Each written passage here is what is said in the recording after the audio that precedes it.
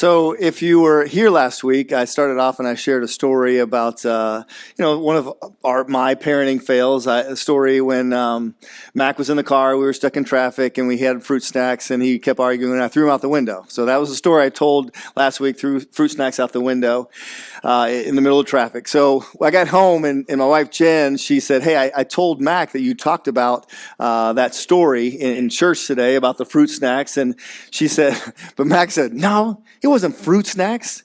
It was those little Caesar's crackers. That's what he threw out the door. And I was like, no, that was a different time. That was a completely separate time. I've got an issue apparently.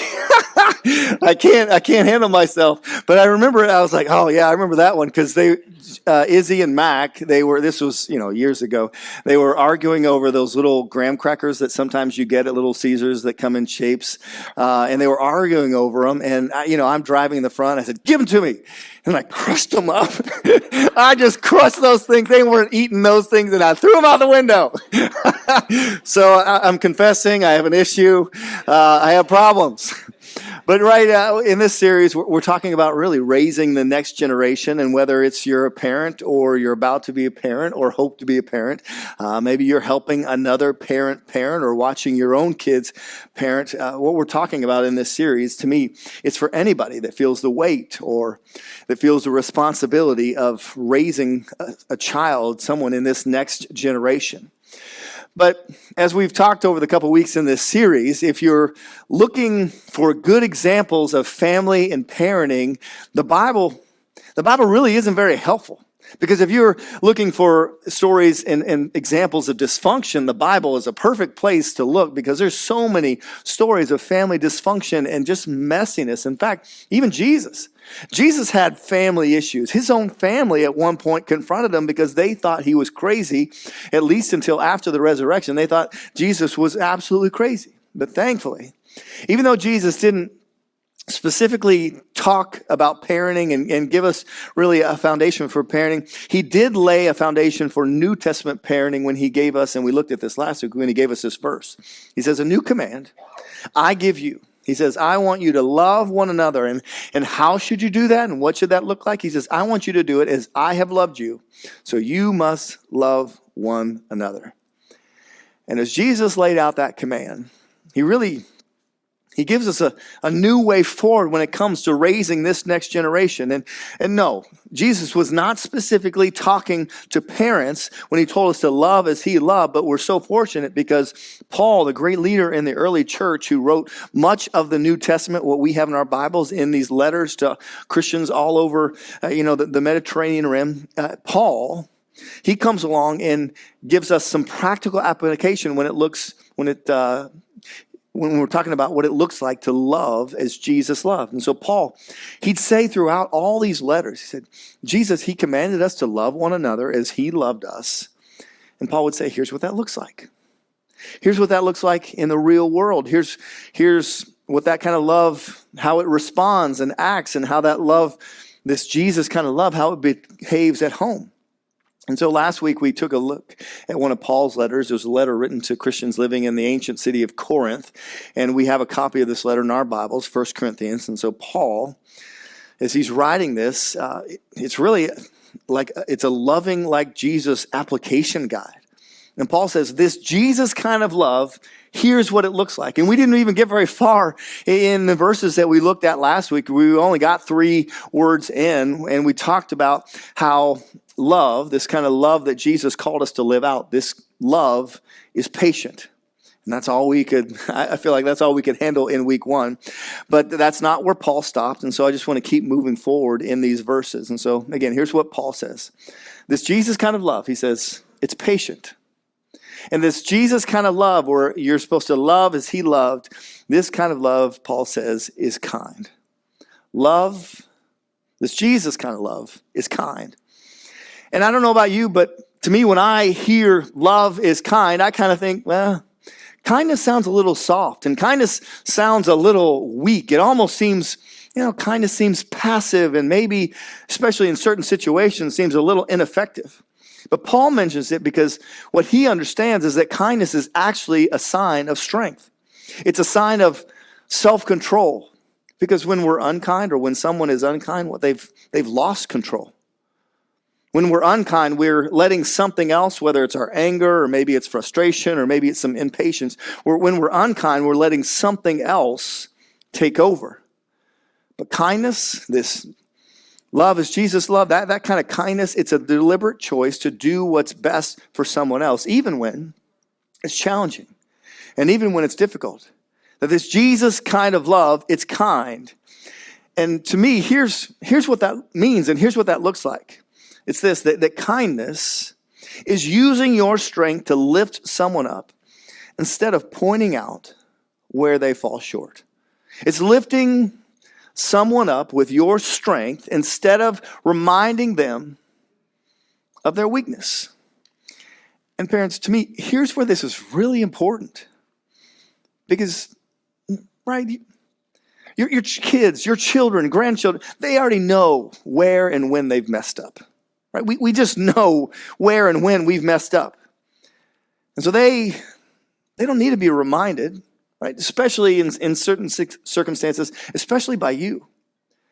And so this idea, when you apply it to parenting, that this love is kind, and it's lift up your kids with your strength, because you know this, right? You know this, parents, grandparents, aunts, uncles, you know this. The world is going to remind them of their weaknesses every single day.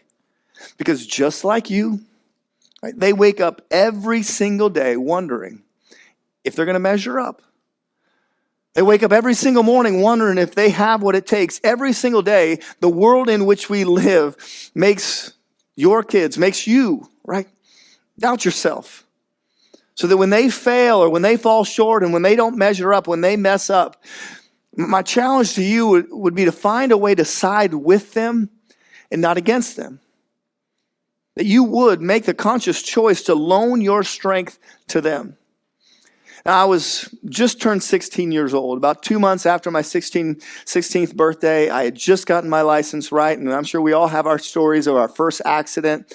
But it was 2 months after I had my license. I was backing my dad's conversion van. You remember those old Econoline conversion vans, right? They were all decked out with all so he had this big old conversion van. I was backing that out of the garage, and my mom she had one of those, it was a 1996 Mercury Grand Marquis. I don't know if Mercury Villager. It was a Mercury Villager minivan. We also had a Grand Marquis at one point. It was a forest green, it was ugly, minivan.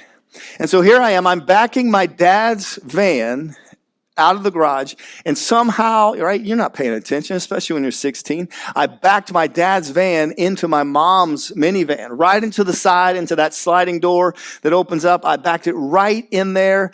And, this is before we ever had, backup cameras and all the things that hopefully prevent us from getting in an accident. I backed it up, and I heard the crunch, and I heard the metal, creaking, and if you've been in an accident like that and just made a dumb mistake, right, the sinking feeling in your stomach. And so I did that, and then I put it back in drive because I got to, get them apart. And so I did that, but somehow they were stuck together. Like it just didn't come apart like I thought it should have. And now you know what I got to do, right? I gotta walk inside, and I got to tell my dad, hey, Dad, I just backed your car into Mom's, right? Like I just did that. And so I walk in, and man, I'm just sick to my stomach. And here I got to tell my dad. And I was so afraid to, hey, Dad, here's what I did. And when I told him, certainly he was not happy, right? He wasn't like, nice job. But I knew what I had done, right? I knew I had made a huge mistake. I knew in that moment, I didn't need him to tell me. I knew I had messed up. And I didn't need to remind me how bad I messed up. I didn't even need him to explain it to me. I knew I had messed up in that moment. See, his response in that moment is why I still remember this story. Because he goes outside with me and he inspects my handiwork, right? And he moved his car, and it was it just got worse because the screeching metal just continued as he kind of separated the two cars, and it was the worst. But you know what my dad did? And part of this is personality, but he didn't scream. He didn't yell at me. But he also didn't bail me out of the situation. See, if he would have bailed me out of that situation, it just would have been a reminder of my weakness in my failure. It would have highlighted the facts that, hey, Laren, you can't fix this. And so he didn't bail me out, but he also did just take care of it himself. What he did is he invited me into the process. He made me pay for the repairs. Now, I didn't have to pay for all the repairs because this was enough damage that I would still be paying this back to this point. But you know what? So I had to pay for part of the repairs. I had to go with him to the repair shop. I had to stand there next to him when he got the bill for the repair, got the estimate. And then I had to, we went home and we had a conversation of how much this is going to cost him and how much this is going to cost me. And then I went back with him after the car was fixed. I watched him pay with his money and then pay with a part of the money that was our part of the deal. I got to walk with him through the whole process and figure out firsthand what happens when you are careless and when you back up one car into another. He walked me through the whole process. And in that process, what he did was he loaned me his strength. I made the mistake, right? I blew it. I messed up. But then he helped me walk through the process and learn through the process.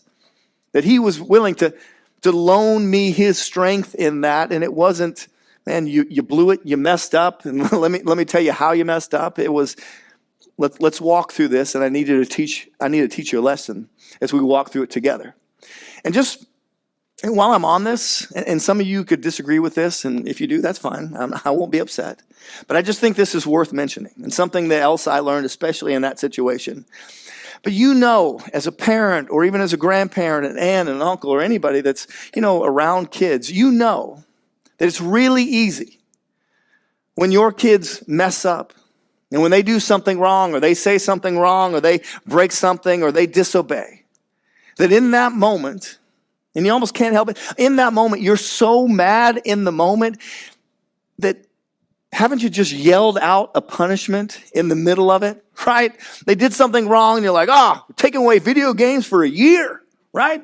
No dinner for you, right? We jump into that, I'm throwing all your toys in the trash. Santa's not coming to our house this year, right? In the middle of those moments, and you just kind of yell out some kind of punishment because of how you're feeling in the moment. Can I just give you some advice? And Jen and I, we haven't been perfect at this in any stretch because, again, sometimes you just can't help it. But I would challenge you. Don't announce a punishment in the heat of the moment. And I was so thankful that in that moment, my dad took the time to process this in a conversation with my mom and process the kind of lesson that I needed to learn from my mistake.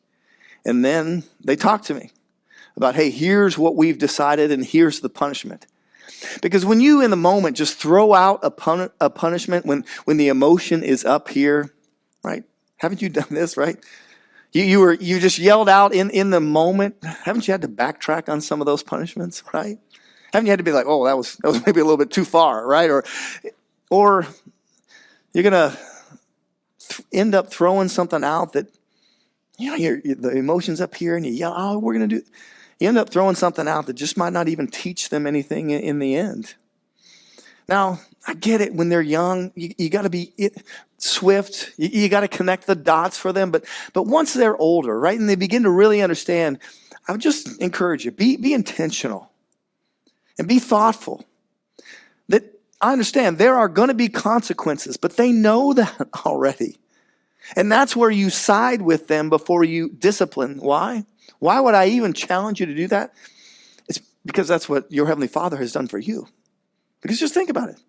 If you were a follower of Jesus Christ, we're told that while we were still sinners, that God sided with you, and he did it by sending his son to die for you. And in that moment, he loaned you his strength, and he did the thing that you and I could never do for ourselves. And so quick question, and maybe think about this particular thing. What's your go-to response? What's your go-to response, your natural reaction when your kids fail? Because Paul, as he's talking about this Jesus kind of love, said, this kind of love is kind. And this kind of love lifts up instead of tears down. And so I'll continue in that verse. This kind of love, he says, it does not envy. This kind of love, it does not boast. It is not proud. And Paul puts these three together because they kind of have the same idea. And they communicate one very important idea, especially to me, especially when it comes to parenting, because love, this kind of Jesus love, allows the other person to shine. But this kind of love that Jesus loved us, the way he loved us, it isn't threatened by someone else's success. Actually, this kind of love is Paul's getting at, this kind of love, it celebrates. But think about this, because this can so easily happen. It's happened for us. I'm sure it can happen in your families. That if you don't feel good about yourself, or if you don't feel good about something about yourself, it can be challenging to let other people shine. If you don't feel good about yourself or something about yourself that you don't feel good about, it can be very difficult to celebrate other people. It's difficult to allow others to even at times feel good about themselves. And you might even get to the point where you find that it's difficult for you to allow your children to feel good about themselves. And I realize that when I say something like that, not me, right? Not me, and that's not how I would handle things. But I want you to think about this. That if you don't feel good about yourself, you will have a difficult time celebrating your child's success without pointing out that maybe they could have done that better. You will have a difficult time celebrating and letting your kids shine without saying, maybe think about this next time. And I get it. I get that. But if that is your habit and that is your go-to, that every time they succeed and every time that they get an award and every time they do anything good, you find yourself, you're right into it. You're right there. You're in coach mode. And it's just hard for you to stand back and just celebrate them and their success. It might be a good time to take a look in the mirror. Because Jesus says, I want you to love as I have loved. And Paul says, that's what this looks like. This kind of love celebrates and lets others shine. Verse 5, he says, this kind of love, it does not dishonor others. That this Jesus kind of love, he says, it's built on honor. And honor goes beyond obedience. That if your goal in raising your kids is just obedience, right? Just obedience for obedience sake, that bar is way too low. Obedience, it's the bare minimum. You're only obedient, right? We're only obedient just so we can avoid the consequences. But honor, what it does is it creates a deeper connection. That when you have a home that's based on honor, you don't need a long list of rules that guides behavior. Without honor, it does feel like it's just this endless game of catch me if you can. And as a parent, all you're trying to do is cover every loophole that they could possibly try to get away with. So don't settle for just teaching your kids to obey. Because this love that Jesus says, this is how I want you to love as I've loved. And Paul says it does not dishonor. He said this love honors. And so the challenge then would be to teach your children, your grandkids, to honor you. Teach them to honor others. Teach them to honor each other. Because honoring another person, that's not natural for you and I. It's not natural because we're naturally self-centered. But when you are willing to treat others with honor, what you're doing, right? You're putting them first and you're putting them ahead of yourself, and you put them first, not even because they necessarily deserve it, that we put others first and we just teach honor. Why? Because as a follower of Jesus Christ, when you make the choice to honor others, you are celebrating the fact that God put you first when he allowed his son to take on the weight of your sin. And so I would challenge you, model it. This idea of honor, teach it, expect it from this next generation. And mom and dad, and I know you know this, but I'm going to say it anyways. It starts with you, right? You want to talk about honor? It starts with you. It begins with the way that you treat each other and the way you honor each other. And so would you allow your kids to see you honor each other and put each other first? Because marriage, and a healthy marriage, it's a submission competition. It's a race to the back of the line. And Paul says, Jesus commanded us, love as I've loved. And this kind of love, it does not dishonor. It honors, and it chooses to put the other person first. And so model it and teach it and expect it. The last thing, and I mentioned, I think in week 1, that we'd talk at some point about discipline. And so I want to talk about discipline in this context, but knowing that Jen and I have not figured this out in a perfect way, I'm probably too laid back at times and not the disciplinarian in our home. But we all, I think, at some point struggle to discipline, and we want to discipline in the right way. So as Paul tells us, this love is patient, this love is kind, this love celebrates others, this love doesn't dishonor. That if you make the choice, the serious choice to say, hey, this is what I want for our family, then any behavior that doesn't model that, any behavior that isn't patient or isn't kind or any behavior that is dishonoring, it requires discipline. And you can't ignore it. You can't just let it slide by. Ignoring it rewards it, and what's rewarded gets repeated. And so if you want this, if you want dishonest, disrespectful kids, just ignore it when you see it. That's all it takes. But if you don't want dishonest and disrespectful kids, then you've got to discipline in that direction. But here's the thing. When it comes to discipline, and again, I get it as a parent, as a grandparent, I mean, that's a tough thing to navigate. Discipline, in order for it to be effective, it has to directly address the fact that a relationship has been damaged.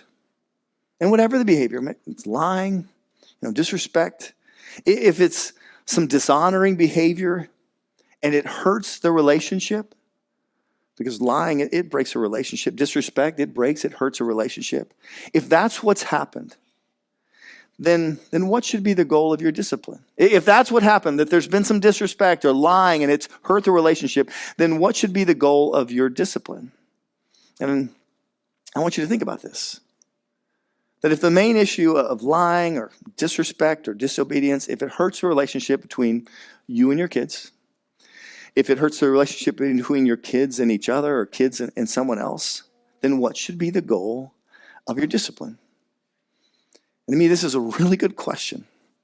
Because I think for many parents, and even for Jen and I at times, for many parents, there's not really a goal when it comes to discipline.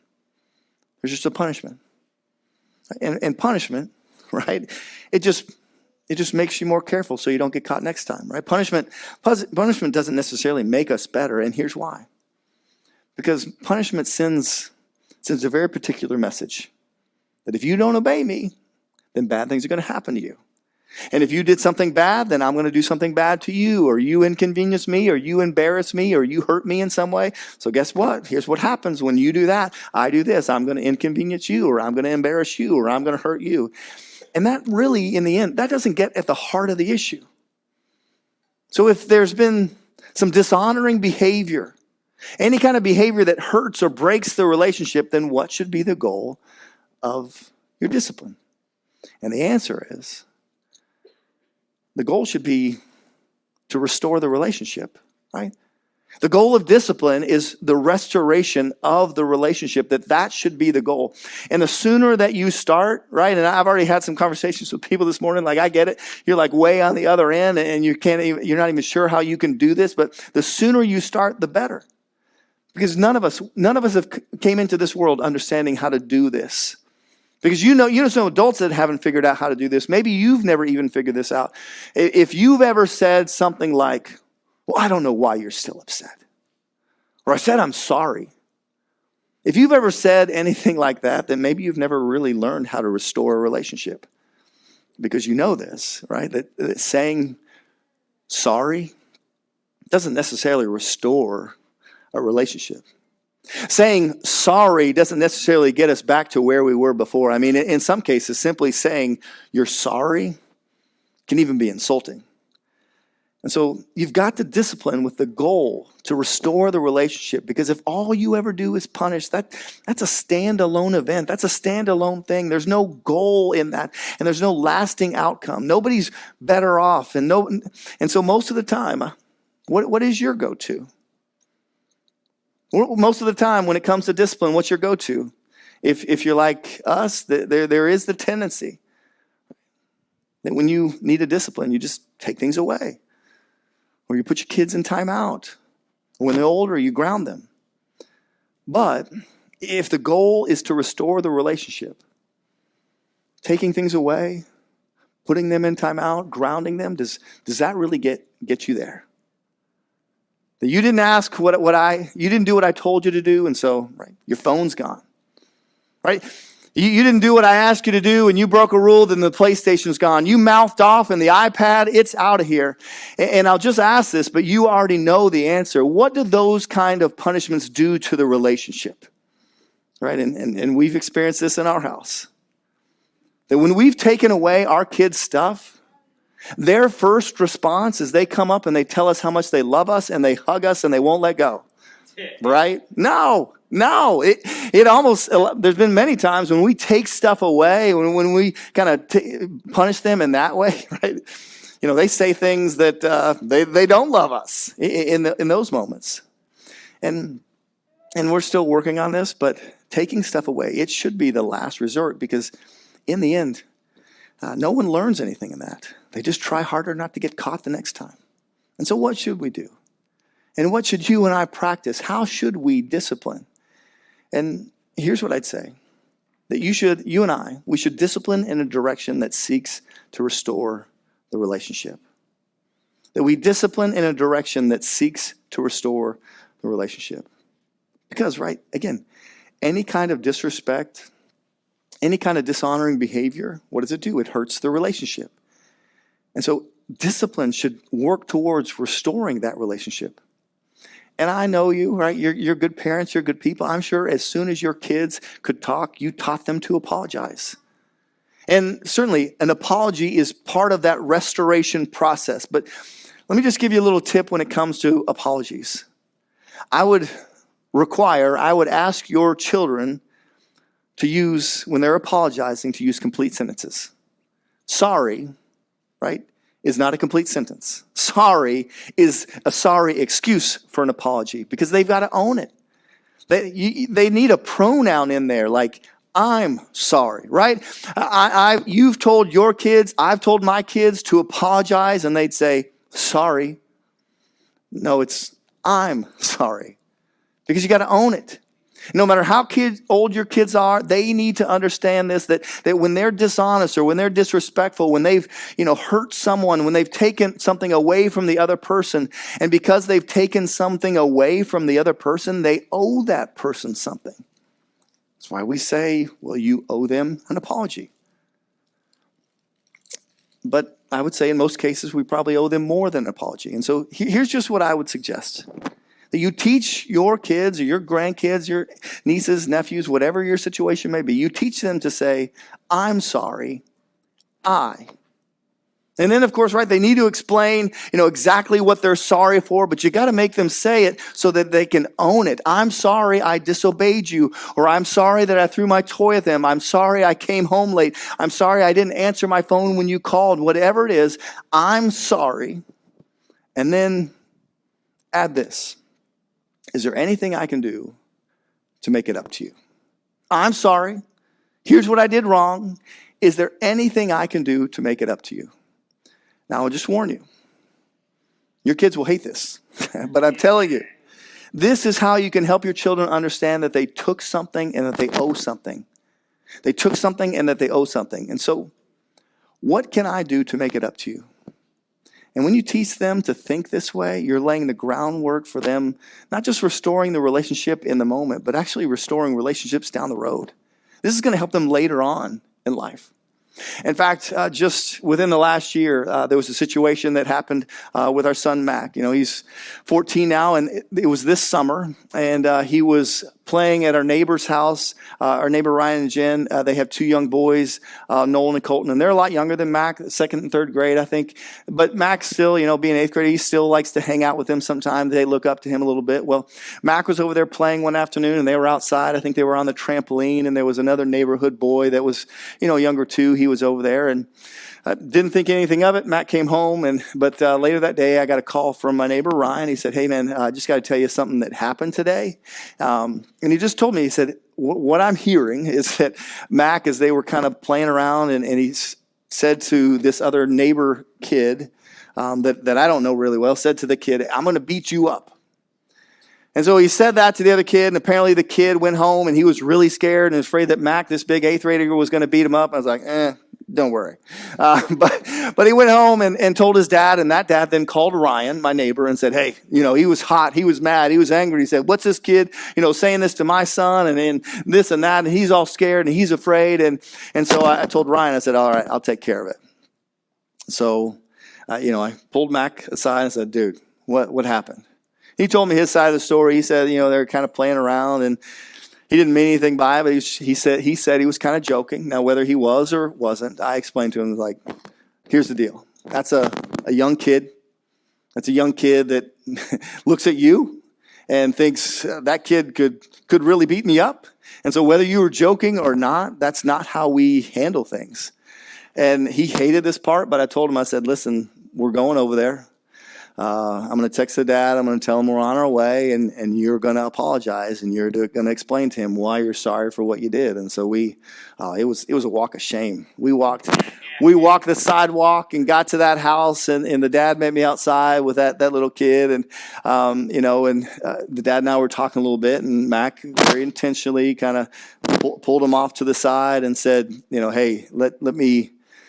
I just got to tell you, I'm sorry. I shouldn't have done that. I didn't mean to scare you or anything like that. And he just apologized in the moment. And they talked for a little bit longer, and the dad and I talked. And I know that was a hard moment for Mac in that second. But you know what? In that moment, he learned a lesson, right? He learned a lesson that we're not going to treat people that way.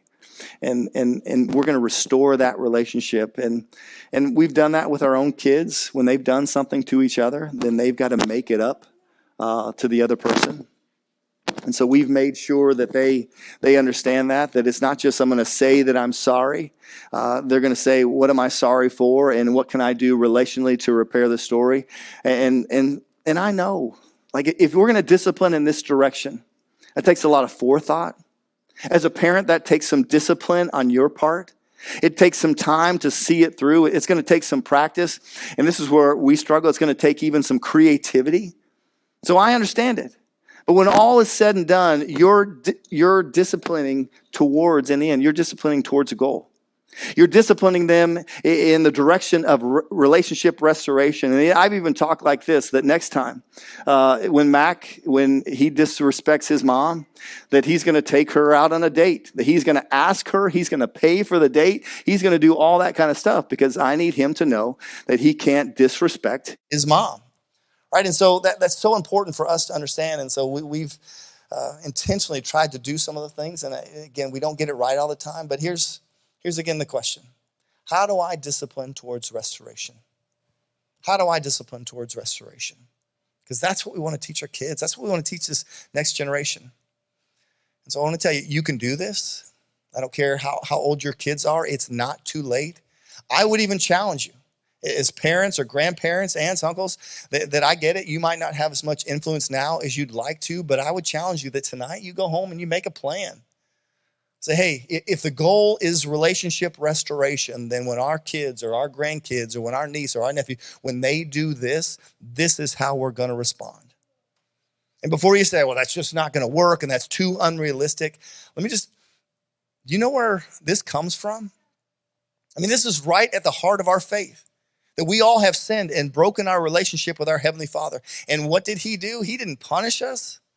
He didn't have to, right? Because sin comes with its own built-in consequences. Every sin carries its own price tag. And so instead of punishing us, God made the first move to restore us. And now He's given you and He's given all of us the responsibility of teaching this next generation how to restore their broken relationships as well. So when it comes to this generation, loan them your strength. Give them the opportunity to shine, celebrate them. And then in the end, you got to be willing to discipline, not just in the moment, we're going to take away this and take away that, but discipline them towards relationship restoration, because that's good parenting. And that's exactly what your Heavenly Father has done for you. So just right where you're at, would you just bow your heads with me? Dear Father, I pray, as I've kind of thought this whole series, I just pray for wisdom. Because the reality is there's no playbook, there's no perfect example. There's no 100% do this every single time, and this is what you'll end up with. God, raising this next generation, whether you're a parent or grandparent or watching your own kids parent their kid, God, it is challenging. But I pray that you'd give us exactly what we need to handle the challenges of this season. Whatever season that we're in, God, that you give us exactly what we need. And that we do the diligent work, the work that takes some forethought, the work that takes some creativity, so that we can, guide this generation into the direction so that they can learn to love as you have loved. Because God, that's what this is all about. And just with heads bowed and eyes closed, I just want to say this, whether you're watching, joining us online, or you're here in person. It might just be that you walked in this morning, or you clicked on the link, and for you, there's some sin, there's some things that have broken that relationship with your Heavenly Father. And you've stepped away from faith, or you maybe have never taken that step. You need to know that your Heavenly Father wanted to communicate love in a way that would just show the extent of how much He loves you. And that's why He sent His Son to die on a cross for you. And simply wants a relationship with you. And that relationship can start with a prayer maybe that you've prayed before, or maybe a prayer that you already know. But if this is a simple prayer that you could pray in your own heart, dear Heavenly Father, thank you for sending your Son for me. Forgive me my sins, and today I choose you. And so God, I just pray for each and every one of us that as we're, whatever season we're in, as we're navigating what it is to bring up this next generation, God, that you just give us exactly what we need. Give us exactly what we need so that we can point them to you. And God, we love you. We give you praise. Amen. I can't thank you enough for being here this morning, for joining us. We're continuing this series next week. But if you maybe prayed that prayer with me at the end, we'd love to get one of these New Believer Bibles in your hands. It comes in what we have a New Believer kit. You can grab one of those at Guest Central. Our team, they'd love to walk you through that. Don't forget, every single week, our prayer team, this is because they love this and feel called to this. And they'll be over here. They'd love the opportunity to pray with you about some of the things maybe are going on in your life right now. So they'll be over there. But one thing I just need to go over, this is a little housekeeping kind of business side of what we do on a regular basis, or not on a regular basis. But you'll notice maybe as you came in, we've talked about this over the last couple of weeks. Today, we're voting on moving forward with a building project with the new addition worship space here at Watermark. And so if you were here last winter into the spring, we announced plans that we want to move forward with an addition. It's worship and multi-purpose space. It'll certainly serve as worship space on a Sunday morning. In here on a Sunday, we can fit about 200 chairs, but at about 130, 140, that starts to feel really tight. In the new space, we'll be able to fit at least 400 chairs is kind of the goal. So that new space will give us plenty more room on Sunday morning, back to 2 services. Amen. That sounds so awesome. But so that's the space, but it'll also be used during the week. That we wouldn't step into this project without knowing that, it's going to get used on a regular basis. And so, it will certainly be multi-purpose. It gives us more lobby space, more kind of just common space as well on Sunday morning. And then for all the men would rejoice in this, there's more stalls in the bathrooms. So it's just all that stuff comes with this new project. So we talked about that. The price tag and where we've landed with our builder is about $2.7 million, and that's kind of all in, even with a little bit of cushion there, and that includes all the technology that we'll need. This current space will then become all kids and student ministry on Sunday morning. And if you remember last winter, we had many of you pledged to give over a 3-year campaign we called the Connections Campaign. Many of you pledged to give above and beyond your normal giving, and you pledged $1.325 million. And you guys we're well on our way to getting to that total, but that doesn't cover the full cost. And so we've been working with some lenders that specifically work with churches. And so they've given us a very competitive rate. And so that's how we'll fund the rest of that project. And so just wanted you to know all the details of that. The building total size is about 9,500 square feet. It will add more parking, I think double our parking, and also, potentially some green space additions as well. And so that's the project. So today, as you leave, there's an opportunity to vote to move forward with the process. So if you're a member, and those of you who are members, you've taken a membership class here at Watermark, there's a member vote. But even if you're not a member, I value your opinion. So we'd love to hear from you. And so there's two different ballots. There's one for members and one for non-members. So on your way out, I encourage you, we'd love to hear from you. You can vote yes or no, and give you an opportunity to cast your vote. And that really, for us, kind of takes the next step in the process, that over the next couple of weeks, we're going before the township to get approval, and then hopefully 8 to 10 weeks after that, you see some equipment back there, some of that stuff happening. So we're excited. We're ready for this. It just feels like it's been, just years in the making, but I think we're finally kind of there's a light at the end of the tunnel. So that's what's happening today. And here's what I'll say. If you have questions or you even have concerns, I'll be right up here following the service. I'd love to talk with you about any details or questions you might have. And they'll be able to answer some questions too, there at the table where there's voting. But so make sure you do that today. And as I challenge you every single week, I challenge you to go and leave a lasting mark. You're dismissed.